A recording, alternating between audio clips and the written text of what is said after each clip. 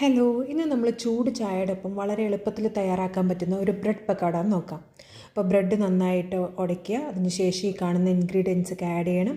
ഒരു മീഡിയം സവാള ചെറുതായി അരിഞ്ഞത്, ആവശ്യത്തിന് ഇഞ്ചി, 2 പച്ചമുളക് അരിഞ്ഞത്, പിന്നെ ആവശ്യത്തിന് കറിവേപ്പില.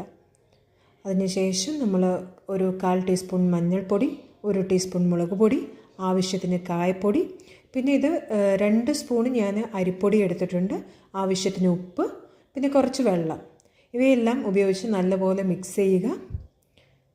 എന്നിട്ട് ചെറിയ ചെറിയ ബോളുകളാക്കിയിട്ട് നമ്മൾ എണ്ണ ചൂടാകുമ്പോൾ അതിലോട്ട് ഓരോ ബോളും ഇട്ട് കൊടുക്കുക.